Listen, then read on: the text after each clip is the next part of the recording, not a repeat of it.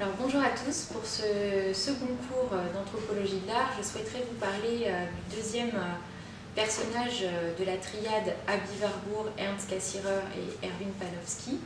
Donc trois personnages qui étaient ensemble à Hambourg pendant cette même période des années 30 et qui ont été importants dans la naissance de l'anthropologie de l'art.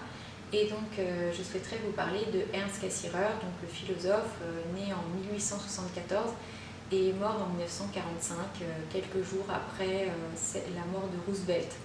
Donc il était lui-même d'ailleurs très choqué de la mort de Roosevelt parce qu'il se trouvait à New York et donc tout un périple lui a fait parcourir le chemin entre 1933 à Hambourg jusqu'aux États-Unis en 1942. C'est bien sûr le chemin de l'exil que de nombreux juifs, mais aussi des communistes ou des personnes engagées et poursuivies par les nazis ont dû suivre également. Ernst Cassirer a dû fuir dès 1933, il occupait le poste de recteur de l'université de Hambourg et donc il était un des premiers juifs à avoir cette fonction et donc il a dû fuir dès 1933 avant qu'on lui intime l'ordre de partir pour partir d'abord à Oxford où il était invité de marque et ensuite vers la Suède. Et il a vécu 6 ans en Suède, il a appris le suédois et après cela il est parti donc sur le Remagen, un bateau avec Roman Jakobson pour traverser l'Atlantique et se retrouver donc à New York où toute une intelligentsia donc a réfléchi avec lui au devenir des sciences humaines. Et c'est notamment l'orée du structuralisme, puisque sur un autre bateau que celui de Cassirer et de Jacobson se trouvait Claude Lévi-Strauss. Donc lui-même, il était avec André Breton et Anna Seghers et d'autres sur le Capitaine Le Merle. Et donc en 1942, il se retrouve à New York. Et ça va avoir une importance pour la suite de notre cours sur Claude Lévi-Strauss et l'importance du structuralisme pour étendre des découvertes faites en linguistique structurale à l'ensemble des sciences humaines et notamment l'étude de masques ou l'étude d'œuvres extra-occidentales. Alors donc Ernst Cassirer, il est connu pour avoir beaucoup travaillé en épistémologie des sciences de la nature et des mathématiques. Il a écrit un livre important qui s'appelle Substance et fonction où il montre le changement décisif du paradigme de substance vers celui de la fonction. Et il est également connu pour ses écrits sur Einstein, sur la théorie de la relativité, le déterminisme et l'indéterminisme dans la physique contemporaine. Donc ce n'est pas quelqu'un qui a parlé seulement d'art, mais aussi de tous les autres champs de la culture. Parce que pour lui, il fallait que la philosophie opère un certain tournant. C'est-à-dire que du tournant kantien pour établir la critique de la raison, il fallait établir un tournant vers la culture, vers l'étude de la culture dans toute son ampleur. Donc Ernst Cassirer est un lecteur de Humboldt. Je vous avais dit dans l'introduction que Humboldt avait déjà fait faire un premier tournant linguistique au kantisme en insistant sur la diversité des mondes. Eh bien, on peut dire que Cassirer, en bon héritier de Humboldt, lui a fait encore élargir ses vues avec une approche de la culture au sens large. Donc l'art pour Cassirer est à reprendre comme toutes les formes symboliques à l'intérieur de la culture dans une interaction constante avec les autres formes. Alors toutes ces formes sont, on peut les citer, donc d'abord le langage qui intervient comme la matrice originaire de toutes les formes, avec le mythe, ce qu'il appelle la pensée mythique. En fait c'est l'action rituelle. On verra que cela recoupe en fait ce qu'on vient de dire sur le rituel du serpent avec Aby Warburg. Et donc Ernst Cassirer est très fasciné par le rituel, mais il va essayer aussi de s'intéresser à l'art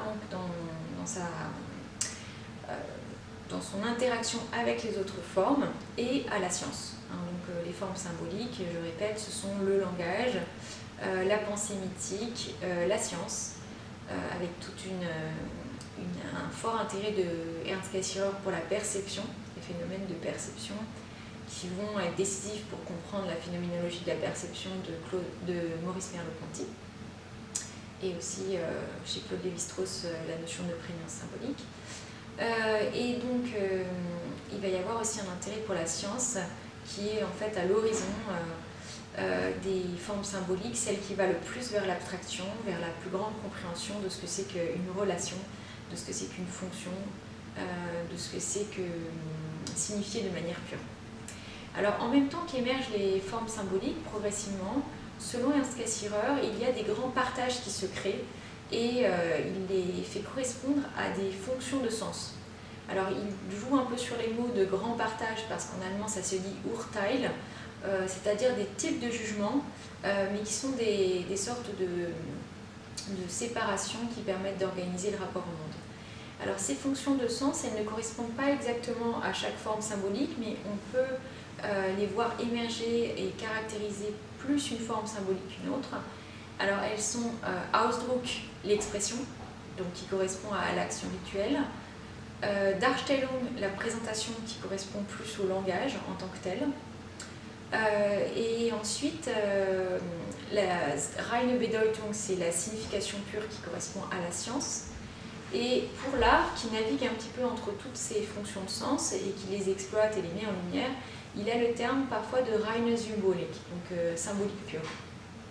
Alors toutes ces fonctions de sens donc, correspondent à des manières de structurer le rapport du moi au monde, et donc on peut les récapituler un petit peu pour mieux comprendre son projet de philosophie des formes symboliques.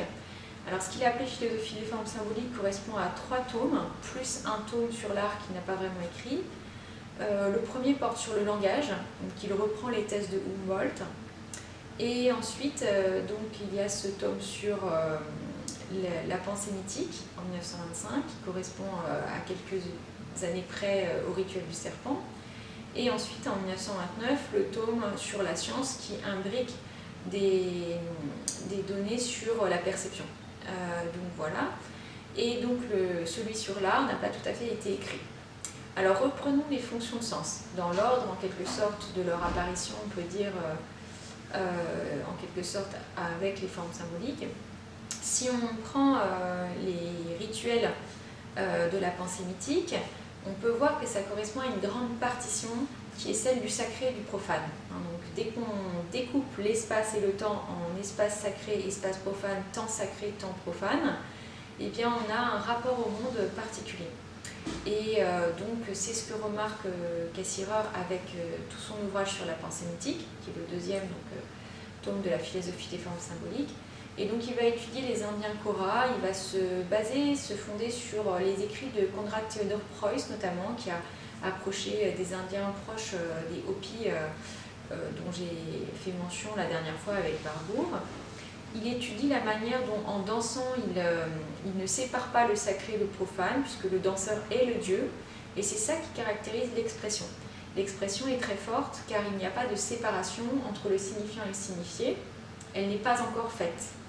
Et donc, cela fait que les rituels comme les droménones ne sont pas des représentations où un danseur fait comme s'il était le dieu. Il est le dieu. Le mot tabou incarne également cette même force de la présence de la chose.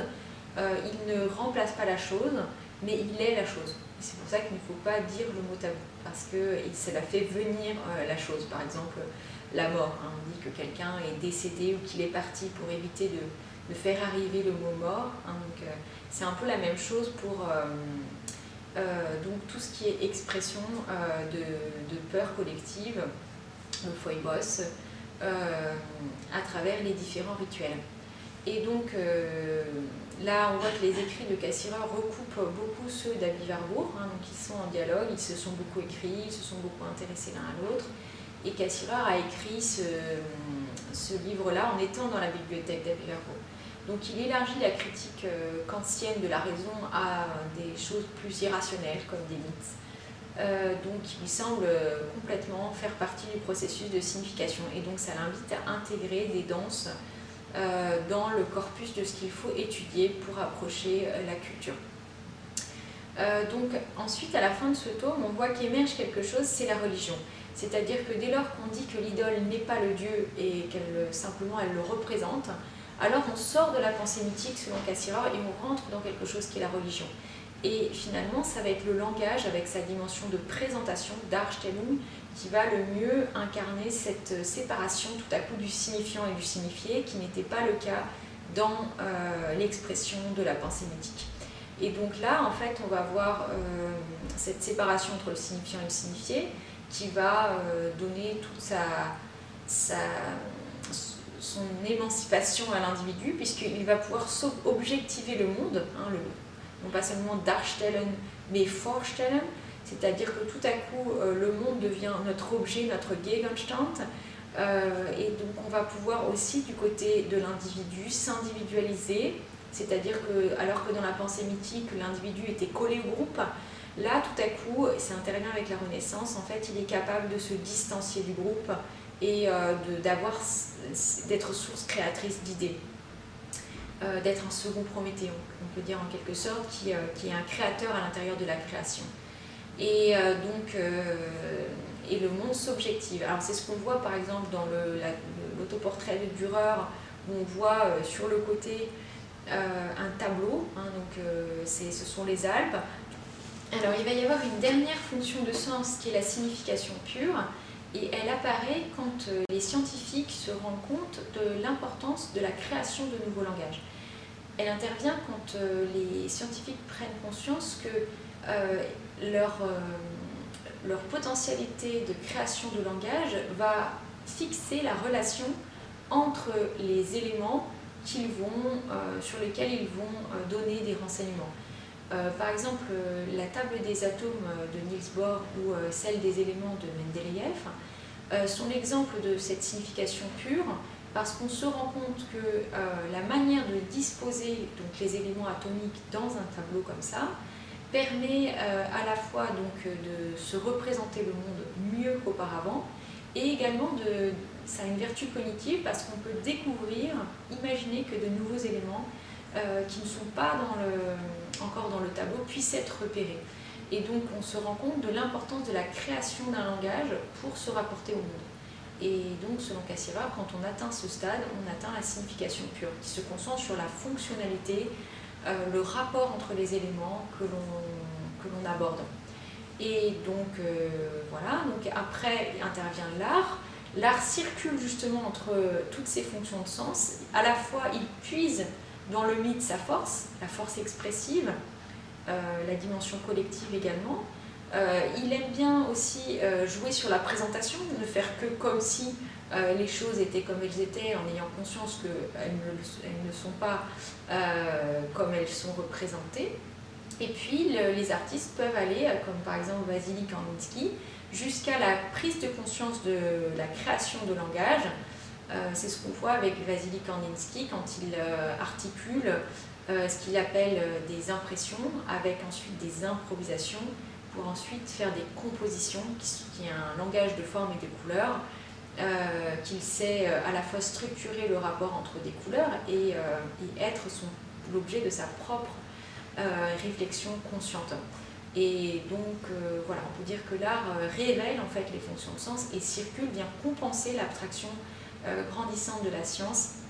Et donc c'est ce que va également mettre en évidence Claude Lévi-Strauss dans la fin des mythologiques, dans le final de L'Homme nu.